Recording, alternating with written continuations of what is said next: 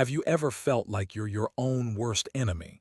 Just when everything starts to fall into place, you suddenly pull the rug out from under yourself. You get the job you wanted, but then you stop showing up.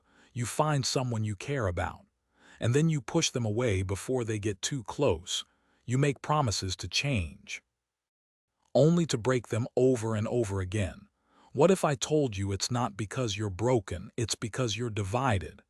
There's a part of you hidden deep inside that's been trying to protect you by sabotaging your success, your happiness, your love. If you've ever felt this way, this video is for you. Because what I'm about to share could change everything you thought you knew about yourself. Thank you for being here, and I hope you'll stay with me until the very end. Have you ever noticed how sometimes, just when things seem to be going right, something inside you makes sure it all falls apart? It's like there's an invisible force working against your own success, stopping you from reaching your goals, pushing away the very happiness you crave. This isn't about being lazy or careless. It's something deeper, something silent yet powerful. We call it self-sabotage, that quiet enemy inside that whispers doubt, fear, and hesitation.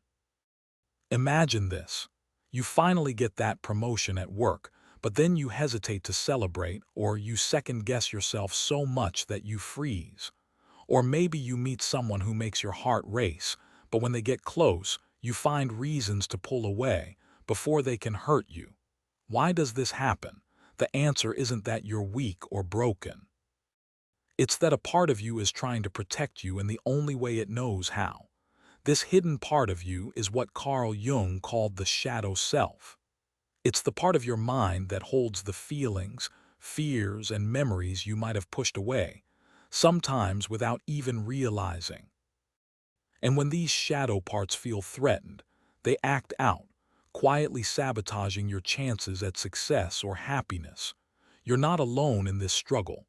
Many people battle with their shadows every day, sometimes without knowing it. But the good news, understanding this silent saboteur is the first step to turning it from an enemy into an ally.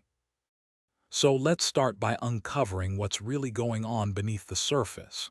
Because the more you understand your shadow, the more you can begin to heal and grow beyond it. If you've ever felt stuck, frustrated, or confused by your own actions, this journey is for you. And it all begins here. What if I told you that the part of you that seems to ruin everything is actually trying to keep you safe? Let me introduce you to Michael. Michael is a 32-year-old graphic designer living in New York City. On the outside, he seems successful. He has a good job, a loving family, and a bright future ahead. But on the inside, Michael struggles with something most people don't see. Every time he starts to get close to someone, whether it's a romantic partner or a close friend, he finds himself pulling away. It's like an invisible wall rises between him and those he cares about. He calls himself unlovable. Says it's easier to be alone than to risk being hurt. He's broken up with partners just before things got serious, avoided conversations that mattered, and even sabotaged his own chances at happiness without fully understanding why. Michael blamed himself for all of it. But during one therapy session, everything started to change. His therapist asked a simple question. What's the first memory you have of being told you were too much? That question opened a door to memories Michael had long buried, memories of feeling dismissed and rejected as a child, of being told to hide his emotions, to be quieter, to not take up space. Suddenly, his pattern made sense. His shadow, the part of him holding those childhood fears and wounds, was trying to protect him by keeping people at a distance. It wasn't about him being unlovable. It was about a part of him that was deeply afraid of getting hurt again. Michael's story is not unique. Many of us carry shadows shaped by early experiences. Messages from the past that tell us to protect ourselves, even if that means pushing away love or success. Recognizing this is the first step to healing. Because once you see your shadow for what it really is, you can begin to understand its language. And maybe, just maybe, turn it into your greatest ally, if you've ever felt like Michael. Like your own fears and doubts are sabotaging your happiness. You're not alone. And the journey to integration starts with a question. What if the part of you that fights your success is actually trying to save you? Carl Jung was one of the first psychologists to explore the idea of the shadow self. He believed that everyone has parts of themselves they hide away, feelings, desires, and fears they don't want to face. These hidden parts don't disappear just because we ignore them. Instead, they live in the dark corners of our minds, influencing how we think, feel, and act, often without us even realizing it. Imagine your mind as a house. The shadow is like the basement. You don't visit it often. You keep it locked away because it's dark and uncomfortable. But the basement still affects the whole house. It can leak, cause creaks, or even make the floors unstable if ignored too long. Your shadow holds everything you've denied: anger, fear, shame, and even your deepest needs. It's not evil or bad, it's just unseen. And when parts of your shadow feel threatened, they act out, not with loud force but with subtle sabotage, undermining your efforts, creating doubts, or triggering fears. This is how your inner child, shaped by early experiences, keeps trying to protect you. If you grew up learning that love meant pain, or that being vulnerable meant rejection, your shadow learned to guard you from those hurts. It pushes away joy, love, and success, not because it wants to harm you, but because it's fiercely loyal. It's a wounded protector. Understanding this is crucial. Because when you stop seeing your shadow as the enemy, you begin to see it as a messenger, a part of you trying to communicate what's been buried deep inside. This shift in perspective is the first step toward healing. It's not about fighting the shadow. It's about inviting it into the light. And that invitation is where true transformation begins. Have you ever wondered why your own success feels so frightening sometimes? Why, when the chance to truly shine appears, you suddenly hesitate? It's not just fear of failure. It's something deeper. Your shadow self holds fears that run far beneath the surface: fear of being seen for who you really are, fear of being judged, rejected, or exposed as unworthy. These fears aren't just vague feelings. They are powerful forces shaping your actions. They whisper doubts in your ear when you start to believe in yourself. They tell you you're not ready, not good enough, or that you don't deserve happiness. This is why so many of us self-sabotage. Because deep down, the shadow is trying to protect the inner child who once felt unsafe. It's protecting you from the pain of rejection and disappointment it learned early on. But this protection comes at a cost. It keeps you stuck, afraid to take risks, afraid to trust, afraid to fully live. Recognizing this fear is key. When you name it, that fear that stops me from succeeding, you begin to weaken its hold. You start to see that the self-sabotage isn't about you failing. It's about a part of you trying desperately not to get hurt again. This understanding softens the resistance, and it opens a door to something new. A chance to heal, to grow, and to reclaim your power. So the next time you feel that pull to give up or push away what you want most, ask yourself, what is my shadow afraid will happen if I succeed? Would I be seen too clearly? Would I be judged? Or would I feel unworthy of the success I crave? These questions are uncomfortable, yes, but they hold the key to unlocking the parts of you that have been holding you back. And once you find those keys, you can begin to open the locked rooms inside your mind. Rooms filled not just with pain, but with incredible power waiting to be discovered. What if failure isn't what you think it is? What if it's actually a message? A message from your shadow self trying to protect you in its own way. This might sound strange at first. How can failure be protective? But when you look closer, you'll see that your shadow sabotages not out of malice, but out of wounded loyalty. Imagine a child who learned early on that trying too hard meant pain. So to keep safe, that child starts to hold back, to stop trying, or even to mess things up before anyone else can. This same pattern follows into adulthood. Every time you fail, it's not just a mistake or bad luck. It's your shadow sending a warning. This feels unsafe. Stop before you get hurt. This explains why sometimes, right when something good is about to happen, you trip over your own feet, say the wrong thing, or back away. Your shadow sees danger where your conscious mind only sees opportunity. This isn't irrational, it's protective. Understanding this can change how you see your failures. Instead of beating yourself up for mistakes, you can start to listen to what your shadow is trying to tell you. You might discover that beneath the fear and self-sabotage, there's a part of you crying out for safety, love, and acceptance.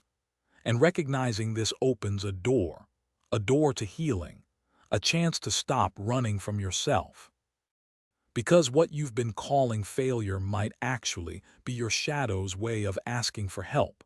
Healing begins when we stop hiding from the parts of ourselves we fear most. Carl Jung called this process integration. It's about bringing the shadow out of the darkness, looking at it with kindness and curiosity, and allowing it to become part of who you are, not an enemy but an ally. This isn't easy. It requires courage to face the fears and wounds you've long buried. It starts with one simple question. What am I afraid would happen if I truly succeeded? Would I be seen? Would I be judged? Would I feel unworthy? These questions may feel uncomfortable. They may stir up feelings you've avoided for years, but they are keys to a locked room inside your mind, a room filled not just with pain but with power. Integration is about opening that door, inviting the shadow inside for a conversation, listening to what it has to say. When you ask these questions, you're not weakening yourself, you're taking control. You're choosing to meet your fears head-on, to understand their roots, and to heal them with compassion.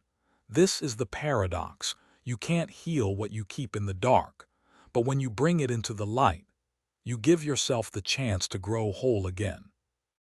Michael found a powerful way to begin his healing journey by writing letters. He wrote to the parts of himself he had always tried to ignore, the anger that felt like a storm inside, the shame that weighed heavy on his chest, and the fear that kept him locked away. But this time, instead of fighting these feelings, Michael listened. He gave them space to speak, without judgment or resistance. In his letters, he didn't demand change or perfection. He offered understanding and acceptance. Slowly, something began to shift. The rage softened. The shame became less suffocating. The fear, while still present, felt less like a prison. Michael realized that by acknowledging these parts, he was no longer running from himself. For the first time, he felt whole. His shadow was no longer a saboteur, but a part of him that deserved to be seen and heard. This simple act of dialogue changed everything. It allowed Michael to build a new relationship with himself, one based on compassion, honesty, and healing. If you've ever felt overwhelmed by your own emotions, try this. Write to those hidden parts of you. Let them know you see them. Listen to their stories. Because healing doesn't come from pushing away the darkness. It comes from inviting it in and making space for all parts of who you are. What if the part of you that once seemed like an enemy could actually become your greatest ally? This is the gift your shadow holds. The power to transform pain into strength, fear into courage, and self-sabotage into self-love. When you stop fighting the shadow and start listening, you begin to unlock hidden reservoirs of resilience and wisdom. Your shadow carries lessons from your past, lessons about what you need to feel safe and whole. By embracing it, you gain insight into your true desires, your boundaries, and the parts of yourself that have been waiting to be understood. This transformation doesn't happen overnight, but each step you take toward integration is a step toward freedom. Freedom from the patterns that have held you back, freedom to live authentically, with all your complexities and contradictions. So, what if your enemy was really a guide, a messenger trying to show you where healing is needed?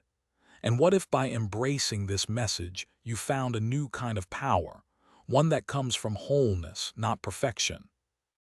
This is the journey from shadow to ally, and it's waiting for you. Michael's life began to change in ways he never imagined.